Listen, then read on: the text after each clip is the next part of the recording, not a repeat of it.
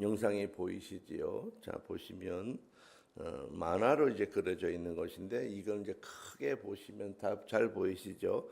그 머리에 보면 관은 그 모자를 말하는 거고요. 예, 모자를 말하는 것인데 모자가 이렇게 생겼는지 이렇게 생겼는지는 사실은 명확하지 않아요. 그림으로 된 게 아니기 때문에.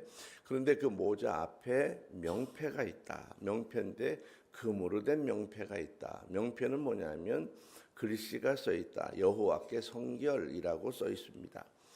자, 그다음에 어깨 바지라고 하는 게 있어요. 어깨 위에 이걸 견장이라고 보통 그러는데 이 어깨 바지가 있고 이 어깨 바지는 일종의 끈이에요. 끈 이렇게 앞뒤를 연결하는 끈이고 그다음에 띠는 뭐냐면 허리띠를 말하는 거예요. 허리띠. 왜 허리띠를 띠냐 하면 옷이 출렁출렁하기 때문에 단정하기 위해서 딱 묶는 허리띠가 있습니다. 자, 그다음에 그 밑으로 내려가면 파란색 옷이 있지요. 치마같이 생긴 옷이 있습니다. 자, 이것은 겉옷입니다. 겉옷. 그다음에 그 끝에 보면 금방울이 달려 동글동글한 게 달렸죠. 거기는 금방울이 달려 있습니다. 금방울. 예, 그다음에 왼쪽으로 밑에 내려가면 석류가 달렸죠. 석류. 석류는 진짜 석류가 아니라 수를 놓은 석류를 다는 거예요. 석류를 달았고. 자, 그 위에 보면 이제 에봇이라고 있습니다. 에봇이라고 있는데 그는 일종의 앞치마 같이 생긴 건데 앞뒤로 이렇게 연결되어 있고요. 그 위에 어깨바지 띠로 연결되어져 있습니다. 자, 그다음에 속옷이 있습니다. 이건 반포 속옷이라 해서 통으로 짠 옷을 말하는 거예요. 예, 속옷.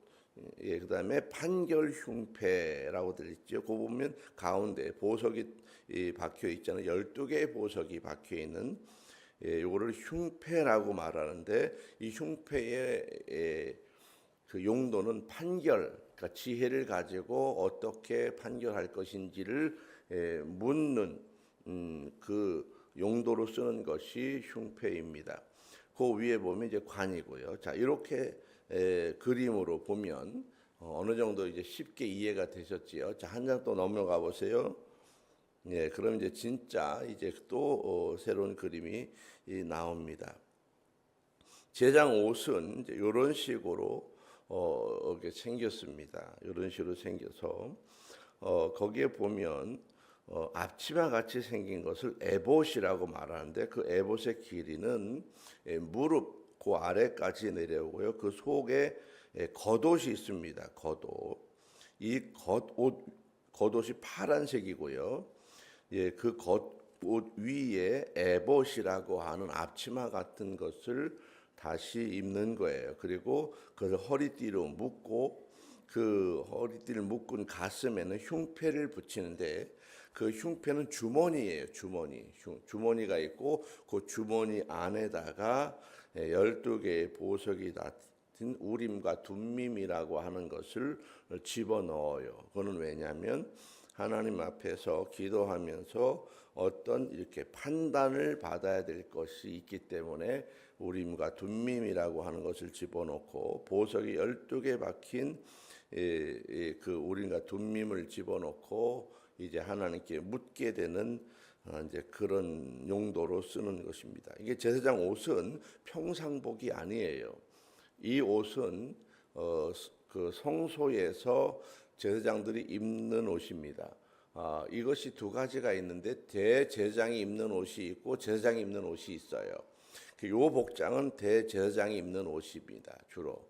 예, 또 이 제사장들이 입는 옷도 이제 이렇게 생기긴 했는데 여기에서 이제 판결을 내리는 것을 내려놓거나 이제 그렇게 하면서 업무를 보기도 하고 이제 그렇게 하는 옷들입니다. 하나 넘겨가시면 흉패에 관한 것이 이제 나올 거예요. 하나 넘겨주시면 예, 흉패가 나왔지요.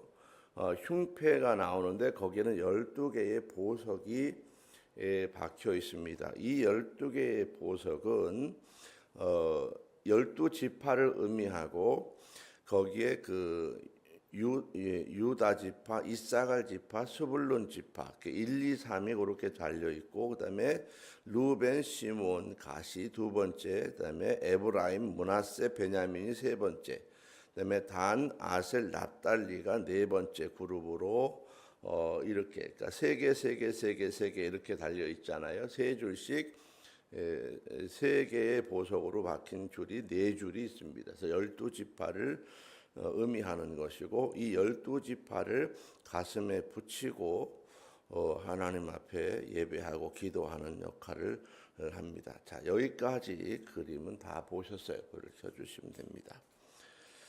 자, 여러분 옷이라고 하는 것은 어떤 용도인가 그거예요. 옷은 어떤 용도인가? 옷이라고 하는 것은 원래는 가리기 위해서 만들어진 거예요. 가리기 위해서. 그럼 왜 가리느냐는 거예요. 왜 가려? 가리기 위한 것은 에덴 동산에서 보면 가리기 위한 용도가 왜 그러냐면 수치스럽기 때문에 그러는 거예요. 그럼 수치스러운 거는 뭐냐? 뭐가 수치스러우냐는 거예요. 뭐가 수치스러울까? 에덴 동산에서 쫓겨난 아담과 하와가 가린 이유가 뭐냐? 원래는 안 가리고 살았는데 왜 가렸을까? 그거는 수치스럽다는. 왜 수치스러우느냐? 그건 자기의 속이 드러났기 때문에 그러는 거예요. 그 속이 드러났기 때문에. 그것은 죄의 문제를 다루는 것입니다. 죄의 문제를. 우리는 왜 옷을 입는가? 물론 보호를 위해서 입어요. 다 옷을 위해 이 보호를 위해서 옷을 입습니다. 그러나 이제 실제의 옷은 가리기 위해서 만들어진 거예요. 이 가리기 위한 용도는 나의 허물 또 자기의 수치스러운 모습들이 드러날까봐 옷을 가리는 것입니다. 그래서 여러분, 그런데 이것이 너무 노출되게 입는 것은 별로 그렇게 좋은 일이 아니에요. 우리나라는 뭐 그렇게 지금 드러내놓고 심하게 입는 사람들이 뭐 거의 없지만은 문화적으로 자기를 노출을 많이 하는 사람들은 심적으로 상처가 있는 경우가 많아요. 심적으로 특히 여성분들이 젊은 처자들이 이렇게 상체까지만 가리고 배를 다 드러놓고 보여주려고 하잖아요. 예, 그런 경우에는 내적인 상처가 많은 사람들이 주로 그런 경우가 많습니다. 그래서 자기를 무엇인가를 막 몸을 통해서 이야기하려고 하는 거예요. 이제 이 옷이라고 하는 용도가 바로 그런 것입니다. 근데 이 성경에 나오는 오늘 그 제장의 옷이라고 하는 것은 그 옷은 무엇을 나타내느냐? 그 사람의 신분과 사회적인 역할을 보여주는 것입니다. 옷은 그 사람의 삶의 영역을 보여주는 것입니다. 군인은 군인의 옷을 입어요. 그렇죠? 또 경찰은 경찰의 옷을 입습니다. 또 이 세상에 사람들이 살아가는 삶의 생각이나 그 사람의 삶의 영역을 보여주는 거예요. 여러분이 입는 옷을 보고 그 사람의 정체성을 알 수 있습니다. 어떻게 하느냐? 어떻게 하느냐? 오늘 본문에서 하나님은 아론과 그 아들들을 위해서 특별한 옷을 지어 입으라. 그것을 이제 만듭니다. 제장의 옷은 자신들이 만들어서 입은 옷이 아니고 하나님이 옷의 설계도를 주시고 거기에 맞춰서 그 옷을 만들고 입혔습니다. 이 제장의 옷을 통해서 제장은 생각하는 거예요. 이 옷을 통해서. 그리고 자신들이 해야 할 일이 무엇인지를 옷을 통해서 항상 기억하게 되는 것입니다. 이 제장의 옷은 자신이 제장인 것을 나타내는 것입니다. 내가 제사장이구나. 내게 이러이러한 임무가 있구나. 이러이러한 업무가 있구나. 그래서 이 제사장의 옷은 자신의 신분의 목적뿐만 아니라 하나님을 영화롭게 하고 아름답게 하기 위한 그런 복장입니다. 이 제사장의 옷이라고 하는 것은 특별히 상징적인 의미를 가지고 있습니다. 하나님이 부르실 때 그 부르심에 합당한 준비가 바로 옷입니다. 여러분, 우리가 사람을 이렇게 뭐를 하기 위해서 불렀을 때 어떤 옷을 입고 나왔느냐에 따라서 그 사람의 마음 준비가 어떤지 알 수 있게 됩니다. 하나님의 방식대로 이 거룩한 준비를 시켜서 하나님의 일을 감당하게 만드는 것입니다. 우리가 제장의 옷을 왜 자세하게 알아야 되느냐? 그 옛날에 만든 옷을 뭐 우리가 그렇게 굳이 그 제장의 옷을 공부해야 되느냐? 자, 이런 말씀을 할 수 있습니다. 이 제장의 예복이라고 하는 것은 우리의 대제사장 되시는 바로 예수님의 직임과 영광을 나타내는 예표, 그 모습을 이미 구약 성경에서 드러내고 있기 때문에 우리가 배우는 것입니다. 예수님이 이 땅에 오셔서 승천하신 후에 이 세상의 모든 그리스도인들에 대해서 뭐라고 이야기하느냐 하면 내가 너희들을 왕 같은 제장으로 세워주겠다 그렇게 말씀합니다. 베드로전서 2장 9절에 보면 너희는 택하신 족속이요 거룩한 나라여 소유된 백성이다. 그런데 왕 같은 제사장들이다라고 분명히 못 박아요. 그래서 우리는 하나님 앞에 섰을 때에 왕 같은 제사장들이라는 거예요. 왕 같은 제사장들. 그러면 대제사장은 누구냐? 대제사장은 바로 예수님입니다. 예수님이 대제사장이 되시고 우리는 그 대제사장 예수님 밑에서 일하는 제사장들입니다. 그런데 그 권세가 어느 정도냐? 왕 같은 권세를 준다는 거예요. 이 땅에서 왕 같은 권세다.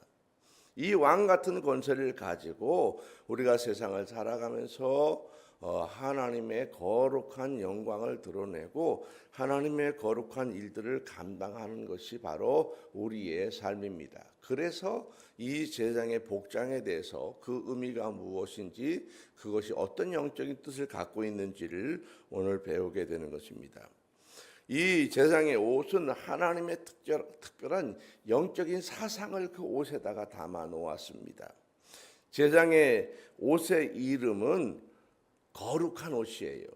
많은 사람들이 제사장 옷 그러면 에봇 이렇게 말하지만 그렇지 않아요. 에봇이라고 하는 것은 제사장 옷의 하나의 이 앞치마 같이 생긴 옷의 이름이지 이 전체 옷은 아니에요. 제사장의 옷의 이름은 그냥 거룩한 옷입니다. 거룩한 옷. 이것이 명칭입니다. 이 옷의 용도는 뭐냐면 직분을 위해서 영적인 작업복이에요. 영적인 작업복. 이게 이 제사장 옷의 용도입니다. 그럼 이 옷의 구성은 어떻게 됐느냐? 이 출애굽기 28장 4절에 보면 이렇게 나옵니다. 자, 그들이 지을 옷은 이러하니 곧 흉패와 에봇과 겉옷과 반포 속옷과 관과 띠라 그렇게 나와요. 그렇게 이 옷의 구성이 나옵니다. 자, 그들의 이 옷을 아론과 그 아들들 네 아들들에게 입혀서 제사장 직분을 감당하게 하라 그렇게 성경은 말씀했습니다.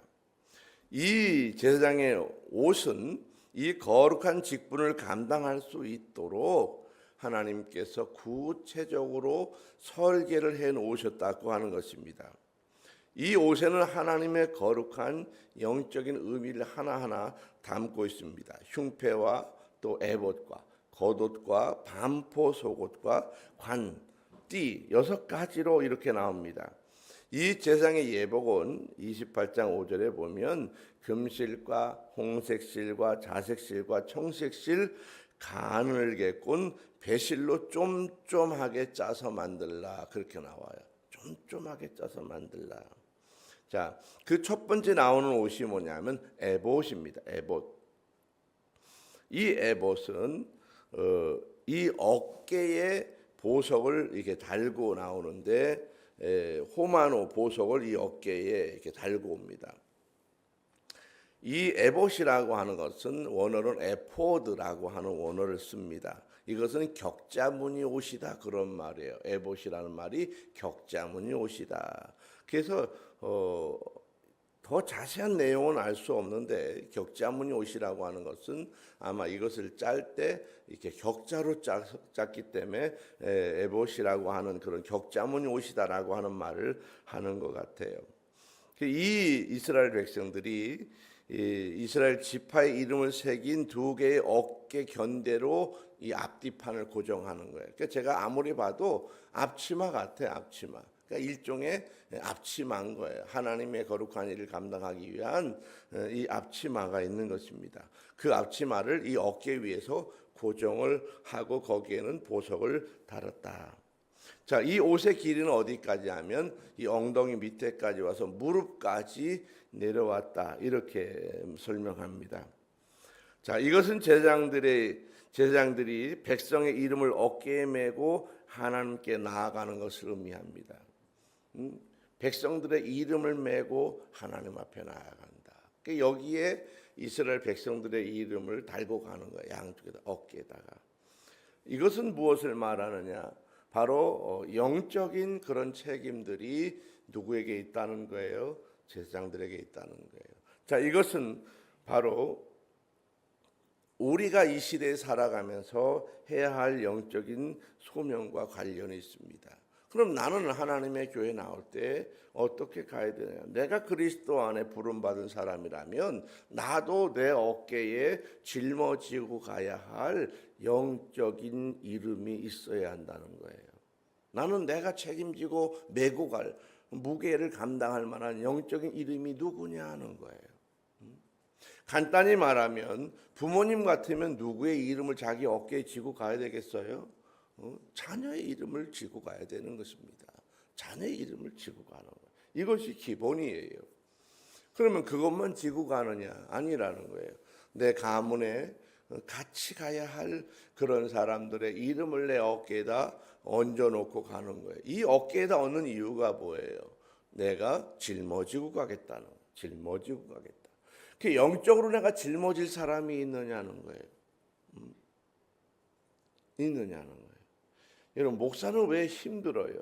목사님들이 힘들다고 왜 힘드냐는 거예요. 겉으로 봐서는 아니, 목사처럼 편한 직업이 어디 있느냐 그렇게 말해요. 그런데 실제로 목사님한테 물어보면은 목사처럼 어려운 직업이 어디 있냐 이렇게 말합니다. 그건 왜 그러냐 하면 겉으로 보는 거와 다르기 때문에 그렇습니다. 굉장히 달라요. 그 이유 중에 가장 큰 이름이 뭐냐면 바로 목사는 온 성도들의 그 삶의 짐들을 그 이름을 어깨에다 지고 가는 사람이기 때문에 그래요. 그래서 기도할 때마다 목사는 자기 삶의 기도를 하지 않아요. 무슨 기도하는 거예요? 교인들의 이름을 불러가면서 하는 거예요. 불러가면서. 그래서 저는 그런 생각을 합니다. 교회가 어느 정도 규모가 좋은 교회일까? 어느 정도 좋을까? 그것은 그 목사님이 이름을 품을 수 있을 정도가 좋다는 거예요. 그래서 몇천 명씩 된다, 몇만 명씩 된다. 쉽지 않은 거예요. 목사님이 교인들의 이름을 다 내가 얼굴을 모르거나 이름을 기억할 수 없을 정도 됐다고 하면 이거는 사실은요 곤란해요. 그래서 어느 정도 된 교회들은 부목사님을 두고 그 부목사님에게 이름을 다 나눠주는 거예요. 책임지고 하라. 책임지고 하라. 저는 그거보다 더 좋은 것은 그 담임 목사님이 온 교인들의 이름을 불러가면서 얼굴을 기억하면서 훑어가며 매일같이 기도할 수 있는 그 정도 인원이 훨씬 더 좋지 않을까. 그래서 보통 목회를 오래 하신 분들은요. 교회가 아무리 커도 500명 이하로 하는 것이 좋겠다 이렇게 봅니다. 그 이상 넘어가면 자기가 다 할 수 없다는 거예요. 기억하기 어렵다는 거예요. 물론 메모도 교회가 우리나라에 많지만은 전 세계 가장 큰 교회 10대 교회 중에서 6개가 한국에 있어요. 제일 크다는 교회들이. 이게 얼마나 대단한 나라입니까? 그러나 무조건 메모도 된 교회만이 좋은 교회는 아니라는 것입니다. 가장 좋은 교회는 바로 그 교회 담임 목사님이 교인들의 이름을 어깨에다 올려서 그 영적인 짐을 질 수 있을 정도 되는 사람이 좋고요. 또 자기의 이름이 목사님의 어깨 위에 올라져 있는 교인이 복된 교인이에요. 이게 좋은 거예요. 이게 좋은 거예요. 그래서 교회 왔을 때에 분명히 교회 이름이 등록돼야 돼요. 저는 등록되지 않은 교회를 특별히 생각하거나 기도하지 않아요. 특별히 기도해 달라고 그러지 않으면 그렇게 괜히 기도해 주는 일이 없습니다. 물론 기도한다고 약속을 했으면 반드시 기도해요. 어제도 파주에서 저한테 기도 요청이 와서 알았다고, 언제까지 기도해 주겠다고 약속을 하고 이제 메시지를 보냈습니다. 다급하고 어려우니까 물론 이제 기도 요청을 한 건데 아주 오래전에 안 분인데 기억을 하고 부탁을 하는 거예요. 자, 이렇게 자기 어깨 위에 영적인 이름을 붙들고 기도할 수 있다는 거 좋은 일입니다. 여러분이 여러분의 가정에서 거룩한 성소가 있다면 그곳에서 그냥 아주 편하게 앉으셔서 이러한 영적인 직임을 감당하셔야 돼요. 이것이 바로 그리스도 이름입니다. 내가 그리스도인이다 라고 하는 것은 내가 어깨에 메고 책임질 만한 그런 사람들이 있다는 거예요. 이것이 성숙한 모습입니다. 하나님 앞에 수고와 봉사를 어깨에다 짊어지고 내가 감당하겠습니다, 그런 거예요. 그래서 사람을 바라볼 때 기도하는 사람은요 반드시 관심 있게 마련이에요. 기도를 많이 해보세요. 관심 있게 마련이에요. 관심 있게 보게 마련이에요. 그리고 그 사람이 어떻게 되는지, 그 가정이 어떻게 되는지, 그 가문이 어떻게 되는지, 그 후대가 어떻게 되는지를 관심 있게 보게 마련입니다. 그래서 여러분 이 어깨 위에 반드시 이름을 올려놓고 기도하는 그런 책임, 영적인 책임을 지는 그런 사람들이 있어야 되는 거예요. 이것이 성숙한 왕 같은 제사장의 직분을 감당하는 것입니다. 그러니까 여러분이 적어도 여러분의 기도 수첩에 그 사람들의 이름이 기록되어 있어야 돼요. 저는 예전에는 그 이름을 쭉 써놓고 기도했는데 이제는 그렇게 특별히 할 필요가 없어. 왜냐하면 하도 오래 하니까 다 외워졌기 때문에 특별히 그렇게 써놓을 필요는 없어요. 그래서 그냥 다 외우는 대로 흐름에 따라서 기도하는 거예요. 근데 기도하다 보면 어느 날은 이 사람이 중점적으로 더 기도를 하게 되고, 어떤 날은 이 사람을 더 중점적으로 기도하게 되고, 어떤 날은 이쪽 그룹을 더 기도하게 되고, 그 기도의 그 영적인 흐름이 달라요. 매일 똑같지 않아요. 어떤 사람은 한동안 그 문제를 놓고 하나님 앞에 집중적으로 기도하게 되고, 목사가 어떤 말로 이렇게 했는데 말을 듣지 않거나 영적으로 하나님이 이런 말을 했는데 그렇게 듣지 않으면 그 문제를 가지고 집중적으로 하나님 앞에 기도하는 거예요. 하나님께서 그 사람의 삶의 길을 이렇게 운전해서 틀어가시도록 기도하는 것입니다. 자, 두 번째 이 제사장의 옷은 흉패입니다. 이 흉패는 가슴에 붙이는 주머니예요. 주머니.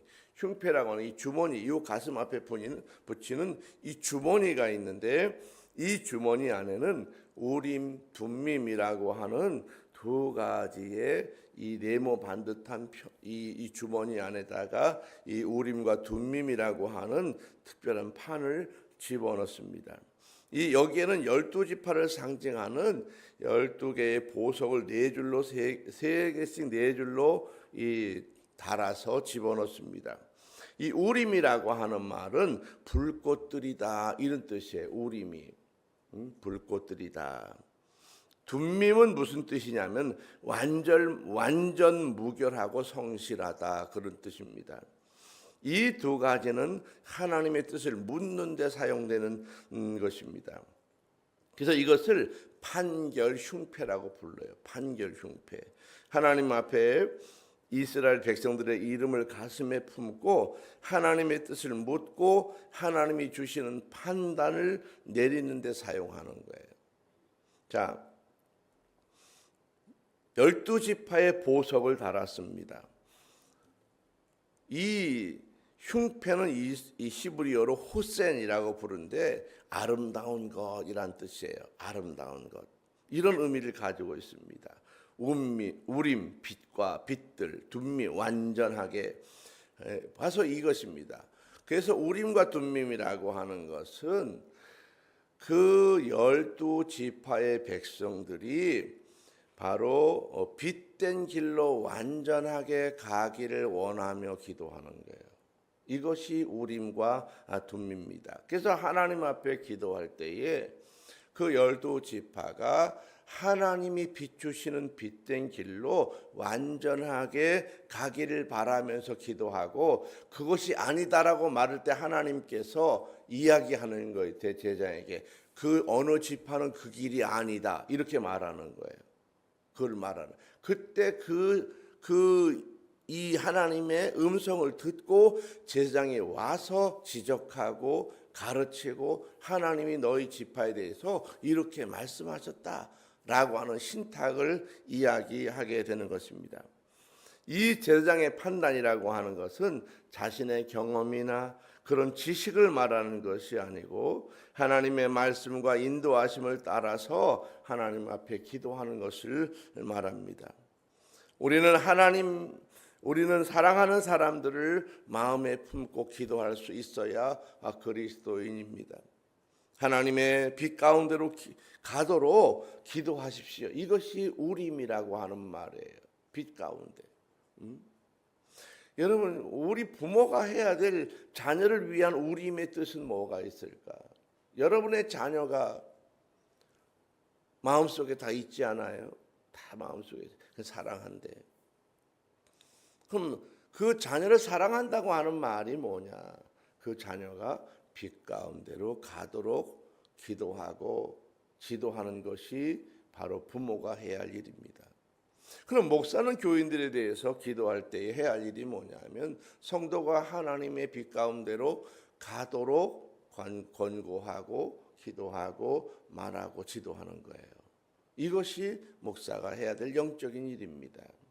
그래서 여러분, 적어도 내가 책임자라고 하면 내 가슴에 그 사람들의 이름을 품고 기도하면서 하나님께서 그 한 사람 한 사람이 어디로 가게요? 빛 가운데로 가게 기도하는 거예요. 빛 가운데로 간다고 하는 것은 하나님이 원하시는 그 길로 가게 하는 것을 말하는 것입니다. 자, 둠밈이라고 하는 것은 하나님의 뜻을 따라서 살아가는지를 판단하는 거예요. 여러분, 우리의 삶의 길이 빛 가운데 가는 게 행복한 일이에요. 빛 가운데. 이 빛 가운데라고 하는 것은 하나님이 비추는 길이 있다는 거예요. 우리 사람에게 비추는 길이 있다. 하나님께서 보여주는 길이 있다는 거예요. 그래서 우리는 하나님 앞에 와서 기도하고 예배하는 이유가 뭐냐면 하나님이 나에게 어떻게 살기를 원하시는가 마음속에 감동을 주시는 길, 그 길이 바로 빛된 길이라는 거예요. 이것이 너무 소중한 것입니다. 이 빛된 길을 여러분 권고하고 이야기했을 때 받아들이지 않으면요, 대부분이 어느 시간이 지나면요 길이 어그러져 있는 경우가 많아요. 근데 금방 몰라. 시간이 막 5년, 10년 지나가다 보면요 그 길이 어그러져 있어. 아무리 권고해도 듣지 않아요. 그러면 10년 후에 자기가 내가 이렇게 어려워졌구나, 또 이렇게 문제가 됐구나, 그때 깨달으면 그만큼의 손해가 나는 거예요. 돌이키기가 이제 어려워지는 것입니다. 그래서 우리는 여러분 하나님의 음성을 멀리서 들으려고 하면 안 돼요. 하나님의 음성을 교회 안에서 들으려고 해야 돼요. 기도하고 예배하면서 또 주의종이 권고하는 이야기를 귀담아 듣고, 왜 그런 권고하겠어요? 그래서 주의종이 하는 말이 상식적으로 자기 생각을 말하는지 기도하면서 말하는지를 잘 분별할 필요가 있는데, 그래서 여러분이 보면 알아요. 우리 목사님이 기도하는 목사님인지 아니면은 놀러 다니는 목사님인지 다 알아요.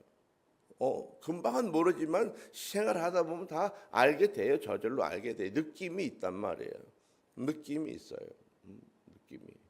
그래서 여러분도 역시 마찬가지입니다. 마음속에 기도하면서 하나님이 인도하시는 빛된 길이 무엇인지를 깨닫게 하는 거예요. 저는 요즘에 우리 교회에서 이 시대를 보면서 하나님께서 계속해서 말씀하시고 권고하시는 게 뭐냐 하면 아이들을 공부시키라는 거예요. 그냥 두지 말라는 거예요. 왜? 시대가 굉장히 복잡하고 이제 어려워지기 때문에 지금 아이들을 제대로 가르치고 제대로 빛된 길로 인도하지 않으면 그 아이들이 이 세상에서 영적인 그런 빛된 길, 지도자의 길, 앞선 길로 가지 못하게 된다는 거예요. 그래서 그렇게 갈 수 있도록 그 아이들을 지도하라. 이제 세상이 확 바뀔 거라는 거예요. 이 하나님의 음성이에요. 하나님의 음성이에요. 그래서 제가 이 아이들에게 지금 관심을 가지고 계속 이야기하는 거예요. 우리 청년들에게 계속 이야기하는 거예요. 그래서 교회에다가 공부방을 만들고 공부하라고 부르는 것입니다. 그런 분위기가 교회 안에서 이루어지고 아이들이 점점 이 시대의 책임자로 세워져가는 길로 인도해 가는 것이 바로 영적인 길입니다. 이것을 판단하는 능력이 바로 우림, 둠밈 이것을 말하는 것입니다. 여러분이 마음속에 깊이 기도하면서 하나님이 주시는 판단으로 내 삶을 판단해야 돼요. 이것이 맞나 안 맞나. 그래서 여러분 내 지식으로 자꾸 하지 말아야 돼요. 자꾸 하지 말아야 돼요. 근데 권고를 아무리 해도 안 듣는 분이 있어요. 그런 분들은 나중에 보면 어떤 일이 벌어져요. 파산이 나거나 돈을 다 잃어버리거나 건강을 잃어버리거나 갔다가 다 문제가 나서 고생 속에 있고 그런 분들이 간혹 있어요. 이런 분의 특징은 아무리 권고해도 안 들어 보면 틀림없이 그렇게 하면 안 된다고 그렇게 말해도 그렇게 파산하는 경우들이 얼마나 많은지 몰라요. 여러분 우리가 하나님 앞에서 판단할 때 그런 것입니다. 여러분 마음속에 자녀를 품고 기도했다면 하나님이 그 자녀의 이 길 앞에서 무엇이 빛된 길인지 그래서 자기 뜻대로 뭐 판단해서 가는 거지 다 자기 복이야. 여러분 이것은 부모가 할 말이 아니에요. 자기 복이다 아니에요. 그렇지 않아요. 자기 복이지 않아요. 부모가 할 나름이에요. 부모가 그 아이를 품지 않았다고 하는 거예요. 자기 복이라는 거예요. 자기 하기 나름이라는 거 아니래요. 여러분 강력히 아니라고 말해야 돼요. 자기 복이라고 하는 것은 여러분 이것은 무교적인 사고방식이에요. 무교적인 사고방식. 하나님의 역사는 자기가 아니고 하나님께서 인도하심을 따라 길이 달라지는 것입니다. 그 길이 달라지는 것은 그 영적인 문제를 어깨에다 메고 간 사람이 있다는 것이고 가슴에 붙이고 영적인 문제를 기도해 왔던 사람이 있기 때문에 빛된 길로 가게 되는 것입니다. 여러분 마음속에 아이를 품으십시오. 또 교인들이 또 가족을 또 내가 같이 기도해야 될 그 분야의 사람들을 마음속에 품고 어깨에 이름을 올리고 책임지고 가십시오. 이것이 내가 이 땅에 부름받은 하나님의 뜻입니다. 아멘. 자, 우리의 자녀를 위해서 기도할 때 두 가지 반드시 기도해야 합니다.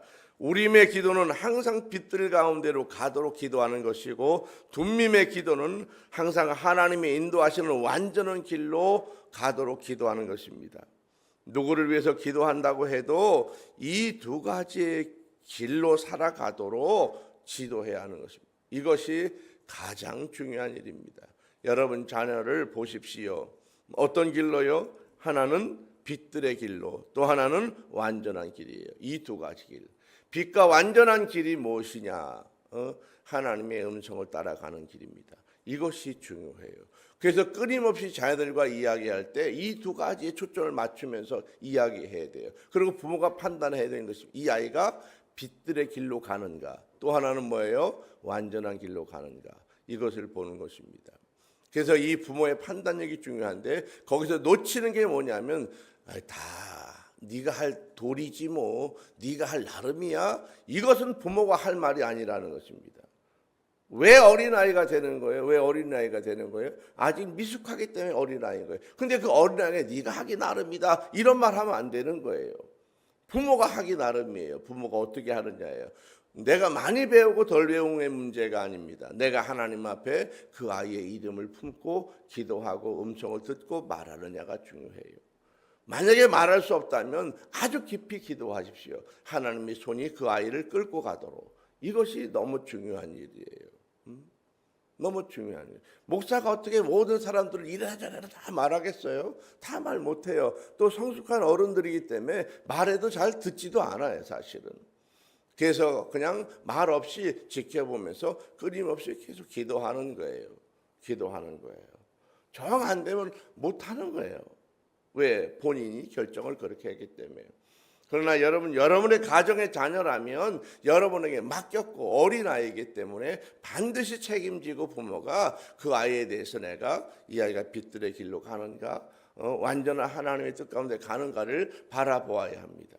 이 아이의 행함이 이상하지 않나, 이 아이의 생각이 이상하지 않나, 이 아이가 정말 하나님의 뜻 가운데로 가는가, 이것을 보는 것이 바로 부모의 판단입니다. 자, 세 번째, 에봇 받침옷이 있습니다. 이 에봇 받침옷이라고 하는 것은 머리가 들어갈 만한 구멍이 있는 긴 청색 두루마기를 말하는 거예요. 아까 옷 보면 그 안에 받쳐 입은 파란 옷이 있잖아요. 이게 바로 긴 그 에봇 받침옷이라는 것입니다. 에봇이 제사장 옷인 줄 알지만은 실제로는 이 에봇 받침옷, 파란 옷을 긴 치마같이 생긴 그 옷 위에 에봇을 이제 다시 얹는 거예요. 그 에봇 앞에 이렇게 주머니를 놓고 우림마 둠김을 집어넣은 것이고 어깨에다는 두 보석을 달아서 12지파의 이름을 놓고 기도하는 것입니다. 이것이 제사장의 옷입니다. 이 에봇 받침 긴 옷에는 성류를 쏘놓았어요. 성류를 쏘놓았습니다. 그리고 간격을 맞추어서 거기에 금방울을 달아 놓았습니다. 방울 소리는 지성소를 출입할 때에 신변의 위험한 일을 대처하기 위해서 금방울을 달아놓은 거예요. 제가 그랬잖아요. 대제사장이 지성소 안으로 들어갔을 때에 그가 하나님의 뜻에 맞지 않으면 즉사하게 된다고. 그때 저 밖에서 줄을 갖고 이렇게 흔들어 본단 말이에요. 금방울이 소리가 나나 안 나나. 그래서 흔들었을 때 소리가 안 나면 이 줄을 잡아당긴다고요. 시체가 밖으로 끌어 나오도록. 근데 사람이 가지러 가면 그 사람도 죽어요. 못 나오는 거예요. 아주 큰일 나는 거예요. 그래서 반드시 줄을 메고 들어가요. 그래서 이렇게 흔들었을 때 금방울 소리가 나면 아직 제사장이 살아있구나. 갔다가 안 나올 수도 있다. 한참 동안. 그럼 아직도 지금 하나님의 신탁을 받고 있는 중이란 말이에요. 근데 밖에 기다린 사람은 두렵잖아요. 어떻게 됐는지 모르니까. 그래서 이 방울이 달려 있는 거예요. 자, 거기에 보면 이제 성류를 쏘놓았는데 왜 성류를 쏘놓았을까? 이 성류는 무엇을 의미할까? 여러분 성류를 먹어보셨지요? 성류를 딱 까면요, 성류는 어떻게 생겼어요? 빨갛게 생겼지요. 빨갛게 생겼죠. 그 성류가 신기한 것은 까면 알맹이 하나하나가 다 따로따로 떨어져요. 다 떨어져요. 하나하나 다 떨어져요. 그리고 그 알맹이 하나마다 다 무슨 색깔이에요? 빨간색으로 물들어 있어요. 이것이 바로 성도들의 삶의 모습이라는 거예요. 우리 성도들은 내 안에 그리스도의 보혈이 덮어져 있는 것을 말하는 거예요. 성류는. 그리고 이 성류는 그 알 있는 하나하나가 다 씨예요. 씨. 그래서 이 씨가 나면 또 성류가 되는 것입니다. 제사장이 이 성류 방울을 달고 가는 가장 중요한 이유가 뭐냐 하면 바로 번성이에요. 번성. 내 후대가 그렇게 번성하라는, 이스라엘 백성들이 번성하라는 것입니다. 여러분의 자녀가 번성해야 되는 것입니다. 여러분의 자녀가 이 시대 가운데 이 시대를 책임질 만한 그런 능력자들이 되어져야 되는 것입니다. 이것이 하나님이 원하시는 것이고 이것이 빛의 길로 가는 것이고 완전한 길로 가는 것입니다. 이것을 위해서 하나님 앞에 내가 책임을 지고 가슴에 붙이고 기도하고 어깨에 붙이고 기도해야 될 가장 중요한 이유인 것입니다. 여러분의 자녀가 훌륭한 길로 가도록 그렇게 가야 돼요. 성류가 되도록 확 퍼져나가도록 내 자녀가 번성하도록. 그래서 자녀가 여러분 이 결혼하면 자녀가 많아야 되는 거예요. 많아야 돼요. 우리는 어떻게 기르냐고 그렇게 말하지만 하나님은 한 번도 네 자녀를 네가 걱정해라 그런 말이 나오지 않아요. 근데 우리는 늘 걱정해요. 늘 걱정해요.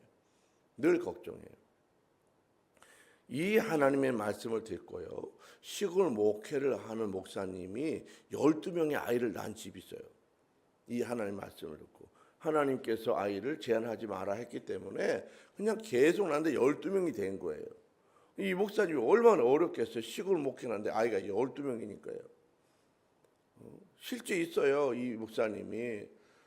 그래가지고 이 아이가 12명이 되니까 아침이 되면 난리가 나는 거예요. 난리가 나는 거예요. 학교 가려면 12명이 막 집에서 법석을 떠니까 얼마나 난리가 나겠어요. 그래서 엄마가 다 못하니까 이제 그 앞뒤로 해주는 거예요. 앞뒤로 이 형제들이 다. 그래서 동시에 이제 아침에 봉고차를 타고 동시에 학교를 보내고 다 그렇게 하는 거예요. 그런데 하나님께서 돈이 없고 가난하고 어렵지만은 그 아이들이 하나님의 뜻 가운데 성장하도록 길을 여는 거예요. 우리 교회가 예전에 저 설악산에 천북교회라고 하는 교회로 수련회를 갔었어요. 우리 박미자 권사님이랑 다 갔었는데요. 그 천북교회가 조그만 그 설악산 중턱에 이렇게 있어요. 근데 이 교회 목사님은 심장병을 알아. 심장병이 있어. 판막이 있어가지고 이게 걷는 것도 쉽지 않아. 빨리 못 걸어. 말도 느리게 하고 그러시는 분이에요. 근데 딸이 있어. 딸이 둘이야. 근데 시골 교회가 너무 어려운 거예요. 교회가 너무 어려우니까 생활비가 어렵고 그렇잖아요. 근데 이 아이를 피아노를 가르친 거예요. 피아노를 다 가르친 거예요. 뭐 시골에서 피아노를 가르칠 수가 없잖아 이게. 근데 이 시골에 있는 집에 있는 그 교회에 있는 피아노가 이게 하도 오래돼 가지고 건반이 이게 망가진 거야. 소리가 제대로 안 나고 이게 누른 소리가 나야 되는데 소리가 안 나고 톡톡톡 소리가 나고 막 이게 막 그 고물 피아노인 거예요. 고물 피아노 안 되는 거예요. 근데 이 아이를 그 피아노를 그냥 가르치는 거예요. 계속. 그리고 이제 장신대에 이제 그 음악 대학에 이제 입학을 시키려고 시험을 보게 간 거예요. 시험을. 그랬더니 거기에 온 사람들이 다 쟁쟁한 거야. 막 대단한 실력들을 갖춘 거예요. 근데 이 여기 굉장히 대단한 사람들이 많이 오는데 시험을 쫙 보는데요. 피아노를 대놓고 피아노 직접 실기 시험을 보잖아요. 근데 너무 놀랍게도 고장난 피아노를 갖고 온 거야. 그리고 그거로 시험을 보는 거예요. 그러니까 좋은 피아노를 했던 애들은 소리가 안 나니까 이게 안 되는 거예요. 당황을 하고. 근데 얘는 늘 고장난 피아노를 했기 때문에 그게 자연스러운 거야. 그래서 바로 합격했어요. 바로 합격했어요. 그리고 이 딸내미가 소망교회에 가서 메인 반주자가 됐어. 그 큰 교회에 메인 반주자.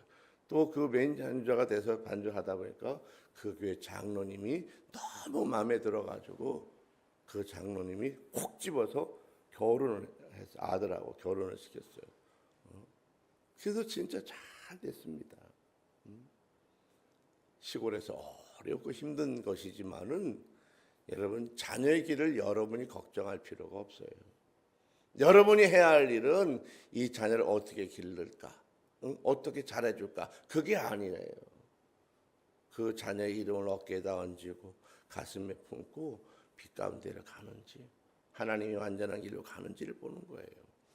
그리고 기도하는 거예요. 그러면 나머지는 하나님이 하시는 거예요. 여러분이 자녀를 책임지려고 하지 마십시오. 그 책임은 하나님이 하는 거예요. 여러분이 할 일은 기도하는 거예요. 하나님이 인도하시면 다 특별한 길로 가게 되어져 있습니다. 하나님이 완전한 길, 좋은 길로 열어가시는 것입니다.